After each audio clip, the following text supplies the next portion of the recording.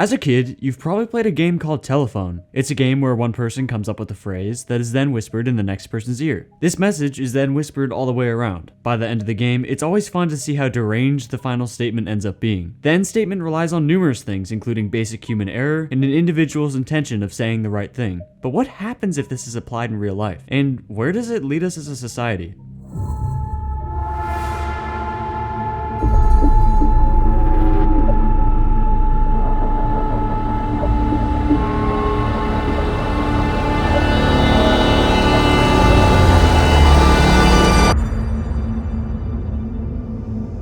You may think of misinformation as a somewhat new and current problem, now more popular than ever. However, it's not actually that new. Going back almost 3,000 years ago in ancient Egypt was the Battle of Kadesh. It was one of the biggest chariot battles ever to confront one of the most powerful pharaohs named Ramesses II. It was against the Hittite Empire and lasted one day, with neither side having a clear victor. However, when Ramesses II returned, he set out on a major propaganda campaign. He spread misinformation that the battle was a huge victory by painting images of him killing enemies in the battle in a considerable amount of his temples. This ended up bending history in his favor by portraying Egypt as the victor in the battle. There are many more examples of misinformation causing mass confusion or misunderstanding. Like in 30 BC, a Roman general named Mark Antony killed himself due to the false rumors that his lover Cleopatra had committed suicide.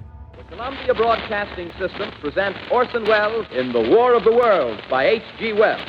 Or in 1938, a staged fictional radio drama called War of the Worlds misled many into thinking that Martians had invaded America. You can also take Adolf Hitler, the master of propaganda, as an example. There are many more, especially in current times with social media hovering over almost every aspect of life. But why does misinformation exist? The reason has changed over thousands of years. Before the explosive growth of technology and social media, misinformation primarily existed to either gain political advantages or just purely for satirical purposes. However, the creation of misinformation is now not primarily just for satire and politics, and has actually evolved purely to generate clicks for ad revenue. In 2021 alone, fraudulent news and false fact websites that have repeatedly published false content have generated over $1.6 billion and over 2.6 billion globally. So this is no small operation, and you can only point out so much until it gets indefinitely harder to decipher the truth. There are many videos already explaining ways to fact-check websites and media posts to guide you through this endless maze. These will be linked in the description, and I hope they prove useful.